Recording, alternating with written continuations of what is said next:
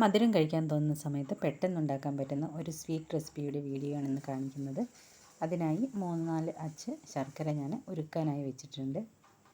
പാനിലേക്ക് 1 സ്പൂൺ നെയ്യ് ചേർത്ത് കൊടുത്തിട്ടുണ്ട്. നെയ്യ് മെൽറ്റായി വരുന്ന സമയത്ത് ഇതിലേക്ക് കുറച്ച് കാഷ്യൂ നട്ട് ഇട്ട് കൊടുക്കാം.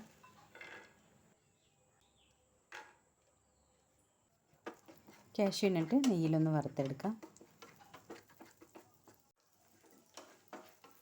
കാഷ്യൂ നട്ടിൻ്റെ കളറൊന്ന് ചേഞ്ചായി വരുന്ന സമയത്ത് ഇത് വേറൊരു പാത്രത്തിലേക്ക് മാറ്റിയതിന് ശേഷം ഇനി ഇതിലേക്ക് അവിൽ ചേർത്ത് കൊടുക്കാം.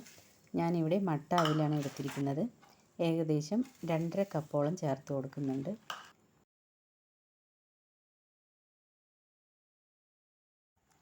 അവിൽ നല്ലപോലെ തന്നെ വറുത്തെടുക്കണം.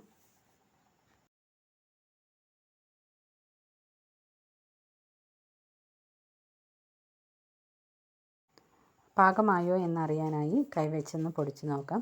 കുറച്ചുകൂടെ ആവാനുണ്ട്. ഇനി ഒന്നുകൂടെ വറുത്തെടുക്കാം. നല്ലപോലെ തന്നെ പൊടിഞ്ഞു വരുന്നുണ്ട്. ഇനി ഗ്യാസ് ഓഫ് ചെയ്ത് ഇത് വേറൊരു പാത്രത്തിലേക്ക് മാറ്റാം. അതേ പാനിലേക്ക് തന്നെ 1 കപ്പ് തേങ്ങ ചിരവിയത് കൂടെ ചേർത്ത് കൊടുത്തിട്ടുണ്ട്. ഞാൻ പച്ച തേങ്ങയാണ് ചേർത്ത് കൊടുത്തിരിക്കുന്നത്. ഈ തേങ്ങയിൽ ഈർപ്പം ഒന്ന് കളഞ്ഞെടുക്കണം. അത്രയും മാത്രം മതി. അതുവരെ നല്ലപോലെ ഒന്ന് വറുത്തെടുക്കാം.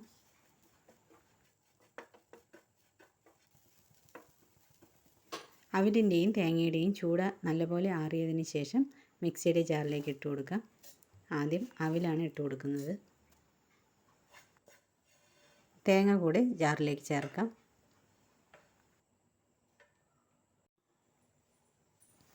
ഇതിലേക്ക് 3-4 ഏലക്ക കൂടെ ചേർത്ത് കൊടുക്കുന്നുണ്ട്. അവിലും തേങ്ങയും കൂടിയുള്ള മിക്സ് തരിതരിപ്പായിട്ടാണ് പൊടിച്ചെടുത്തിരിക്കുന്നത്. ഒരുപാട് നൈസായി പൊടിക്കേണ്ട കാര്യമില്ല. ഇത് ഒരു പാനിലേക്ക് ചേർത്ത് കൊടുക്കുന്നുണ്ട്.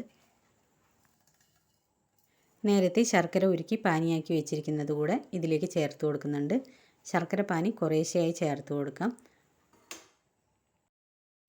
ഈ പൊടി നല്ലപോലെ മിക്സ് ചെയ്ത് ഉരുട്ടിയെടുക്കുന്ന പാകമാവുന്നത് വരെ ശർക്കര പാനി ഒഴിച്ചു കൊടുക്കാം. ശർക്കര പാനിക്ക് പ്രത്യേകിച്ച് അളവൊന്നും പറയുന്നില്ല. ഈ കൂട്ടുണ്ടല്ലോ, ഇത് നല്ലപോലെ ഒന്ന് കുഴഞ്ഞ് കിട്ടുന്നത് വരെ ശർക്കര പാനി ചേർത്ത് കൊടുക്കുന്നുണ്ട്. ഗ്യാസ് സിമ്മിൽ വെച്ചിട്ടാണ് കേട്ടോ ഇതൊക്കെ ചെയ്യുന്നത്. പൊടി നല്ലപോലെ മിക്സാക്കി എടുത്തിട്ടുണ്ട്. ഇനി ഇതിലേക്ക് 1 സ്പൂൺ നെയ്യ് കൂടെ ചേർത്ത് കൊടുക്കുന്നുണ്ട്. കുറച്ചധികം നെയ്യൊക്കെ വേണമെങ്കിൽ ചേർത്ത് കൊടുക്കാം. നേരത്തെ നെയ്യിൽ വറുത്ത് വെച്ചിരിക്കുന്ന കാഷ്യൂ നട്ട് കൂടെ ചേർത്ത് കൊടുത്ത് നല്ലപോലെ മിക്സ് ചെയ്തെടുക്കുന്നുണ്ട്.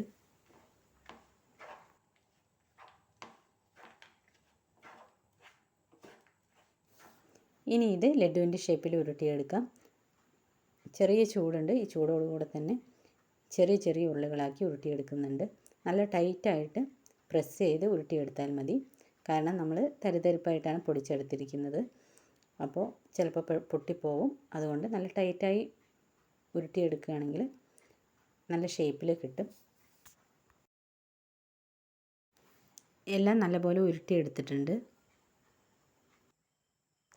അധികം ഇൻഗ്രീഡിയൻസ് ഒന്നും തന്നെ ഇതിന് ആവശ്യമില്ല. അതുപോലെ തന്നെ വീട്ടിൽ പെട്ടെന്ന് ഉണ്ടാക്കിയെടുക്കാൻ പറ്റുന്നതും നല്ല ഹെൽത്തി ആയിട്ടുള്ള ഒരു 4 മണി പലഹാരമാണ് ഈ അവിൽ ലഡു. പിന്നെ അവിലും ശർക്കരയൊക്കെ മിക്ക വീടുകളിലും എപ്പോഴും ഉണ്ടാവുന്ന സാധനം കൂടെയാണ്. അപ്പോൾ നിങ്ങൾക്ക് ഈ വീഡിയോ ഇഷ്ടപ്പെടുകയാണെങ്കിൽ ട്രൈ ചെയ്ത് നോക്കൂ. അടുത്ത നല്ലൊരു ഈസി റെസിപ്പിയുമായി ഇനി വീണ്ടും വരാം. അതുവരെ എല്ലാ പ്രിയ കൂട്ടുകാർക്കും താങ്ക് യു.